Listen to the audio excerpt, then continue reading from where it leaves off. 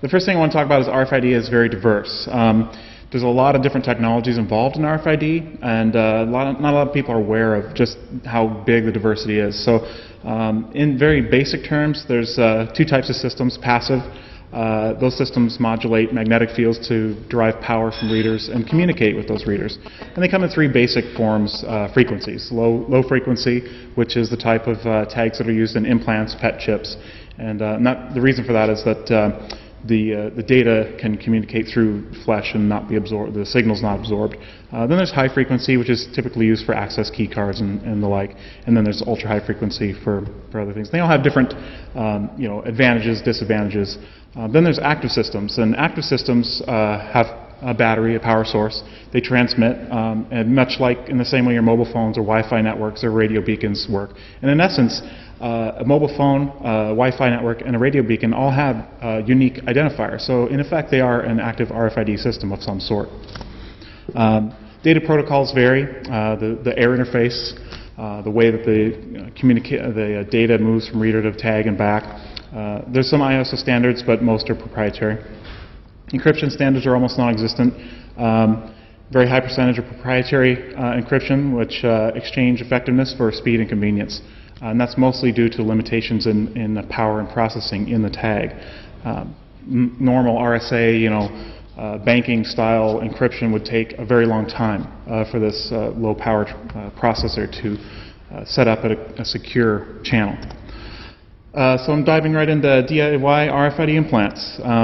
This is some of the stuff that I kind of toyed with on my desk. There's a standard reader you can get for $30, that blue one. Has a TTL, interfaces with microprocessor readily. You can just buy it and put it in your own projects. Next to that is three examples of different glass tags. The really big one is for cattle and large animal use. Then the smaller one down is a 3mm by 13mm cylinder, the one I have in my left hand. The smaller one still is the size of standard PET chips, and it's the size of the tag I have in my right hand. And that can be injected. It's small enough to fit into an injector kit. Then there's just some other gear there. I'm going to try to slide through this pretty quickly. There's an example in my hands, the EM4102, which is the type of chip in the tag in my left hand. It's a 125 kilohertz low frequency tag. My right hand has a high tag, which has more capability, and I'll talk about that here. Little X-ray image in my hands that actually took quite a bit of finagling to get. I can't believe how convoluted the healthcare system is in the U.S., but the reason why I chose this area in the hand is because it's illustrated here. You have two major nerve bundles, but then in between it's fairly devoid of major nerve fibers, and it's kind of squishy. There's a lot of padding there to absorb shock and things and to protect the tag. So there's some detail on the left hand. That's the tag before it went in. There's the tools that were used to put it in. That's just immediately after. That's me with the reader doing my first access control project. That's the scar that was left about a week later, and that's the scar that's there today. Just a little thing, you can see it there. Right hand has a Phillips high tag, and this is a little more interesting. It has some crypto security features, not a lot, about 40 bits, but it's enough to ward off kind of momentary attackers. It also has 2048 bits of read-write memory, which is kind of cool. You can store data on it, you can change it, and as Mark said, you can put viruses on it apparently. So there's the tag before. There's the gear used to put it in. There's my doctor, just a family doctor. We'd used a PET implant tag. We took the PET tag out, threw it away, put the high tag in after sterilization, and then it was a 2-second deal. Come on, button. There we go. So that's immediately after, and that's today. Daily use. So with this enhancement, I can get into my front door, hacked a little, deadbolt system there and by adding on RFID as an authentication method. You can still use the key, you can still use the PIN code, but I just wanted to add the ability to use an RFID tag. And you can use a key card or the implant, either one. FireSafe was modified to allow PIN code access or RFID tag. That's me getting into my car. This is a different application. I only wanted to get into the car. I didn't actually want to use the tag to start it because there are security issues course, if somebody were to get my tag ID and somehow emulate it. So getting into the car is great because then there's a hidden key and I can use my knowledge to get the key and start the car. Keyboard, ripped apart a keyboard, modified a reader, put it in there, and use that to log in. And I have that set up here if anybody's interested. You can see that happen. I can also start my motorcycle, and this is a little different. I just went ahead and said, yeah, let me start the motorcycle because it normally stays in my garage, and I'm not too scared of somebody who wanted to break into my garage is probably going to take the bike regardless. Active RFID. So I actually use active RFID in my daily life too after having my laptop stolen, and the police said they couldn't do anything about it even though I suspected the neighbor. So I got this locator device.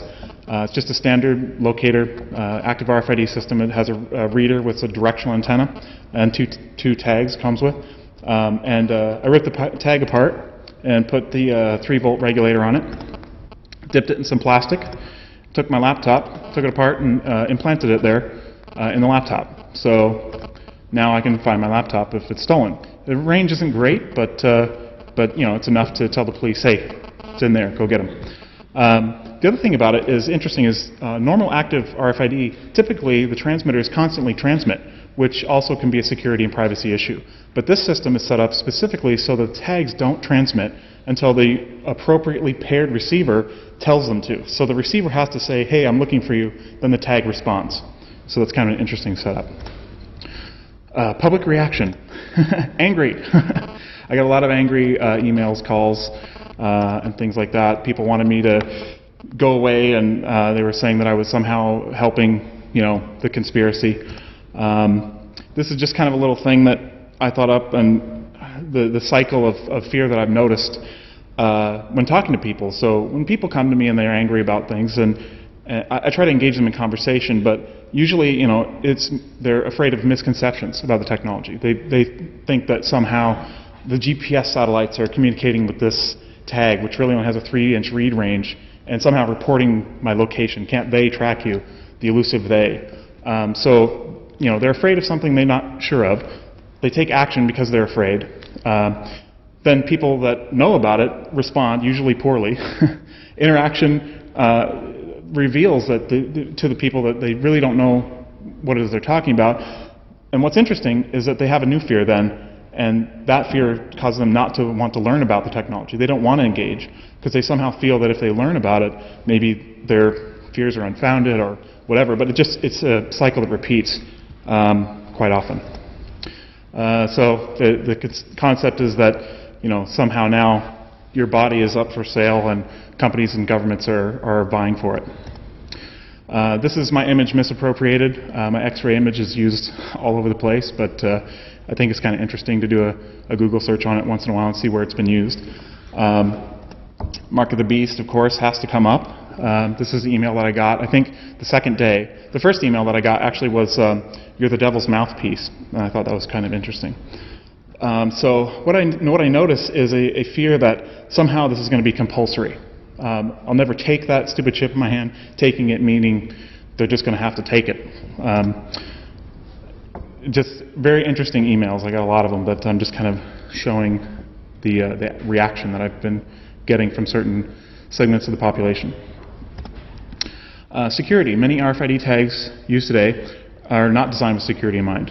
The IDs can be easily read, a standard reader, and leaves them open to attack. But in a lot of contexts, that's usually irrelevant. But in some contexts, it's not. Of the RFID tags that are designed with crypto security features, most have been cracked or otherwise defeated. Entire systems need to be designed with comprehensive security features and not just rely on the RFID tag's encryption mechanism to secure the system. Example of that is Texas Instruments DST tag. It's used in this key fob, which is ExxonMobil Speed Pass in the US. It's used to buy gasoline, and I think you can buy French fries at McDonald's. And then the same DST tag is used in some automobile keys to immobilize the system. It's a 40-bit cryptographic key. It emits a factory-set 24-bit identifier and authenticates itself through a challenge-response mechanism. So there's the DST tag there being used for the Exxon Speed Pass. These guys at Johns Hopkins were able to use 16 parallel FPGAs and basically crack the algorithm in not a lot of time, 2 hours. So they broke the algorithm for 5 different DST tags and created a common algorithm out of that. And they just set up a simple system that can randomly attack anybody with a DST tag. So they were out stealing cars and stealing gas. Kind of interesting. That site is no longer available, but I think you can go to the cache version somewhere on the internet. Failure. Basically, that security mechanism failed. And the problem is once they gained access to the algorithm, they could use it on anybody that had one of those tags. Possible remedies: stronger encryption based on open standards, not proprietary standards. Rotating one-time use keys that are written to read-write memory blocks. There's more of that in the paper that's published. Overcome power processing limitations to merge smart card technology, which is actually a small processor of immensely more powerful capability, with the contactless features of RFID. Or you can get these. These are Faraday cage pants made by a friend of mine, Mikey Sklar. He keeps his keys and everything in those pants, and nothing can be read through those Faraday cages. The severity of the security issue depends on the context. So this is kind of where we look at the different uses. Business use, where there's typically high risk involved. Payment systems, high security access, medical records, those are all risky business. The attacks can be random because the systems are common. So you've got a Verichip system, or Positive ID, or whoever they are now, to access medical records. Well, there's other mechanisms to secure that system, but the tag itself is completely unsecured. And the system is common. So in a payment solution, let's say you have your credit card. Well, that credit card now, this RFID enabled, it's a common system. So any attacker can, once they figure out the system, they can attack anyone with a credit card. They don't have to know that person. It could be random. Then they know exactly what to do with that data. They can go anywhere and use the data and buy things. So the common design makes it easy to attack and expensive to modify. It's been deployed, so to modify that system you have to replace millions of readers, millions of tags. Personal use is low risk, even though it's your front door, which seems risky. It's pretty low risk because the attacks have to be extremely targeted. With a DIY context, it's random design, so there's not a common system. You're not quite sure what you're walking into as an attacker. Other things that come into play are things like the reality of attacks. So my car has RFID in it, and after talking, I came out to find my car burgled. And I almost wished at the $500 price tag of that window that they had used my RFID tag to get in and just take the $5 worth of change that they took. Privacy issues. So implants like mine have a 3-inch read range. Reading the tag is deliberate and consensual. Logs, if kept, are mine and mine alone. Garment tags and other types of tags can be read at a greater range.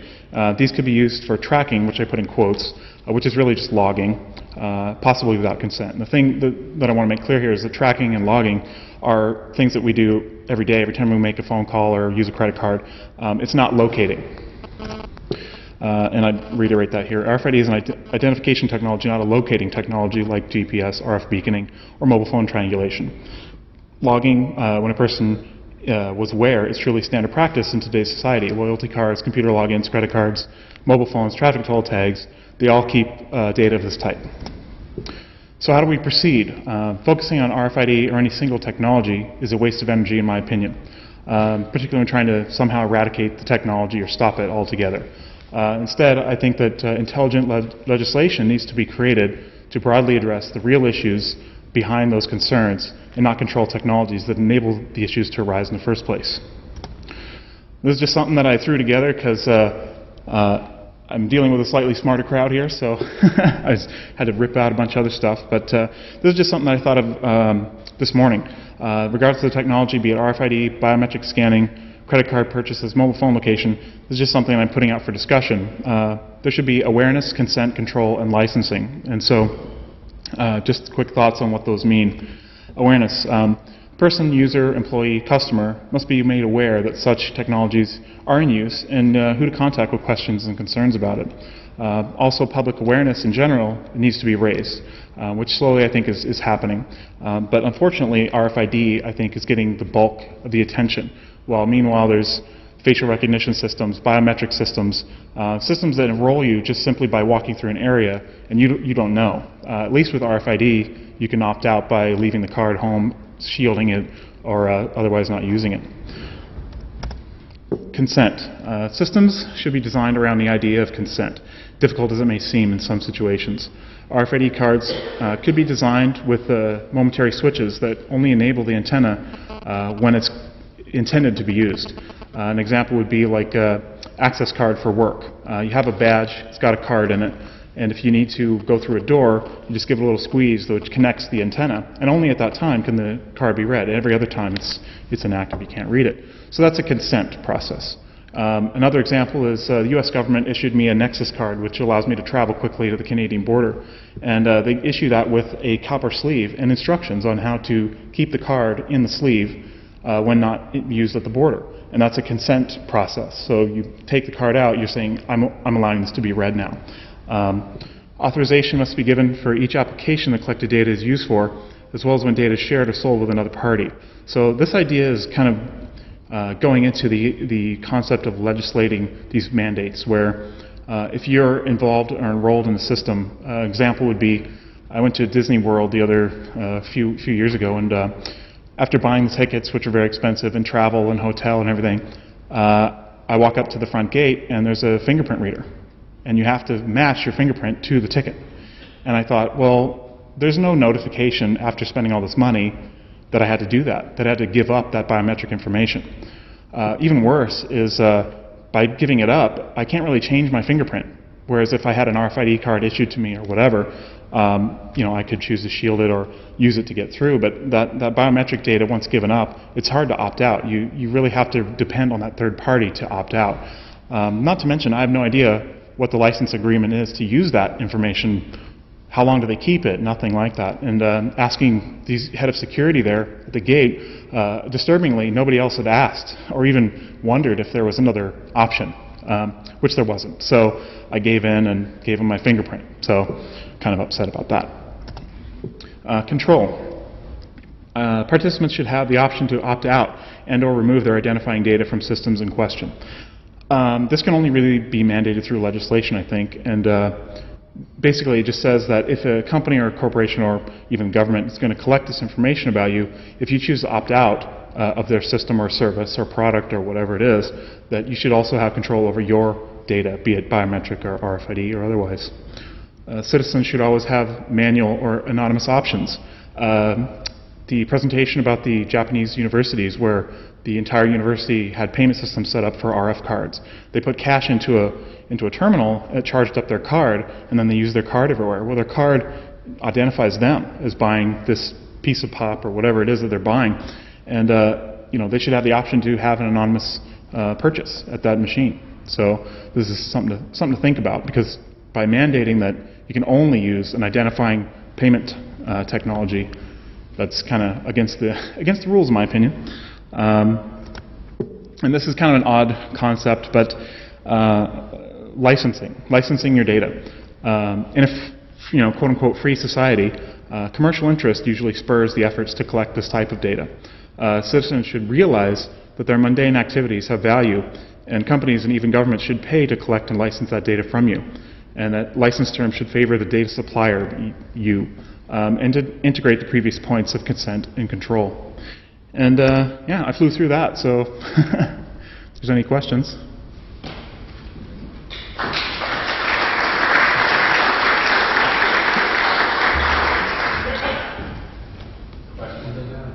Yes, ma'am.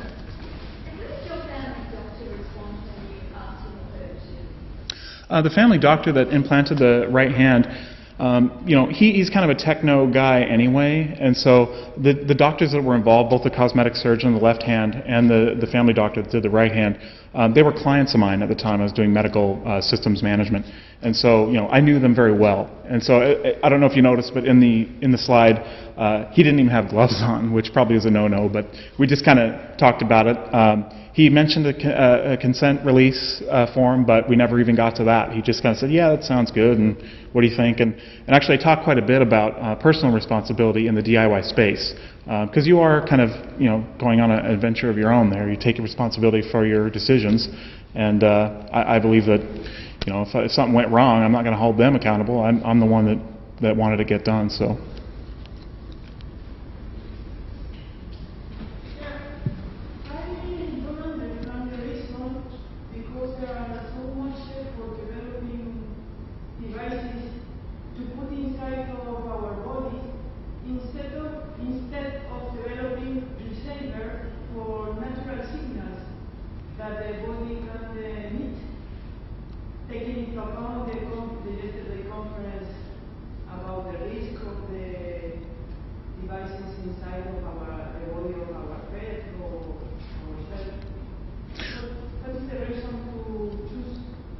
What's the reason to go ahead and get this done?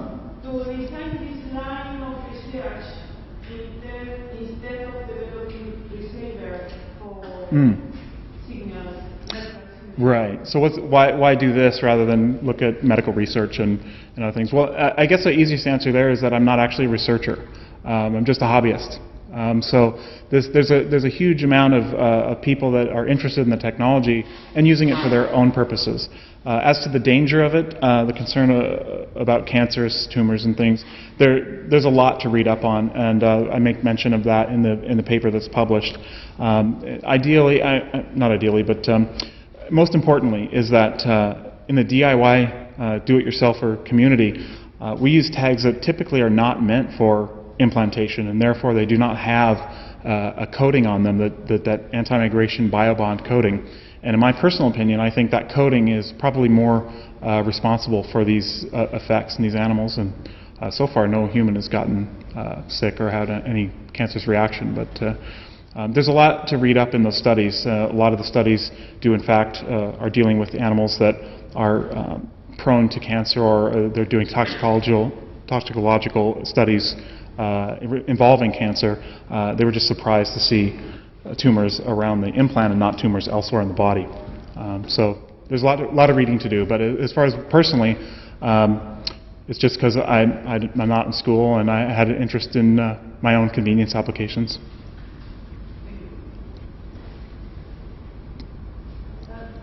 And the question of control, you put the onus on the individual and having them opt out.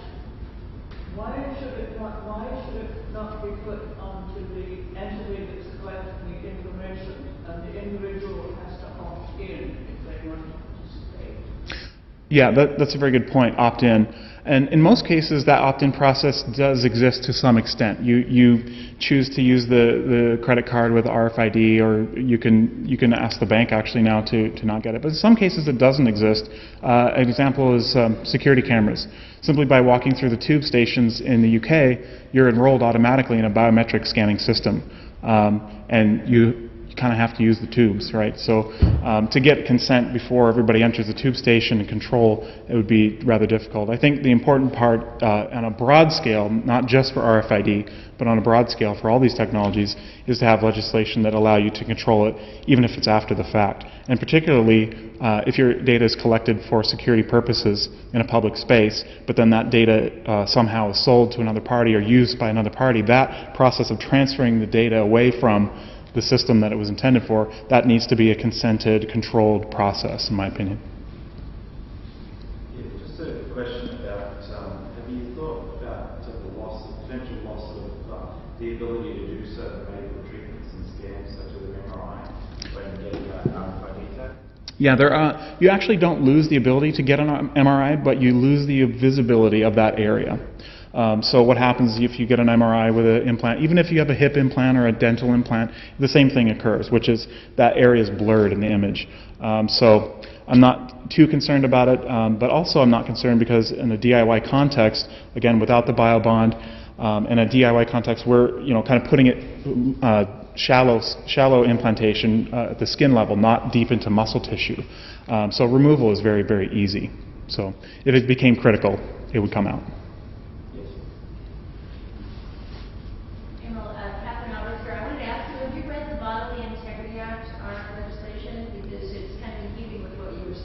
And I was wondering if you would support the legislation. I haven't read it. I'd be interested in reading it. Well, it has 3 key provisions. Consent. In no instance should anyone have an implant put in them without their informed written consent.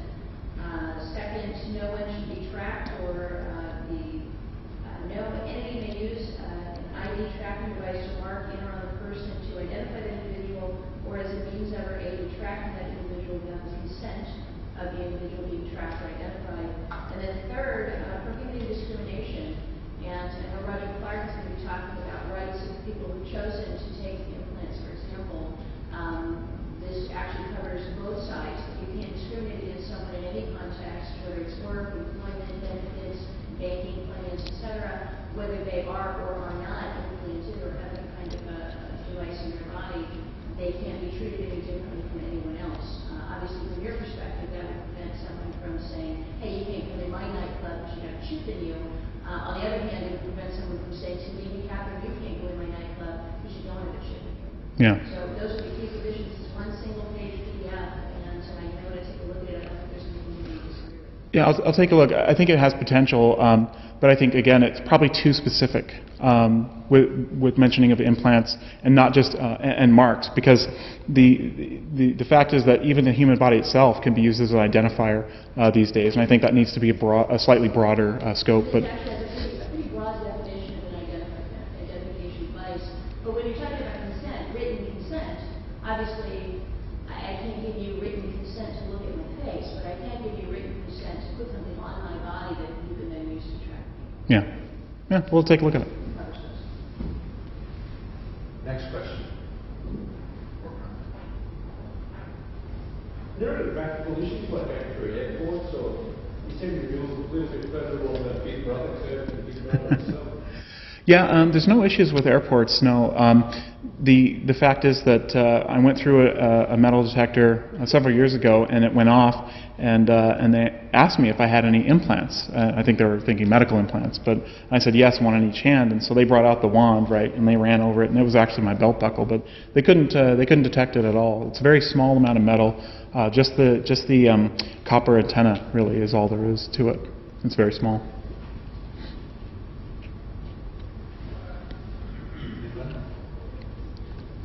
Well, I guess we can get to our tea break. And let's thank both our speakers.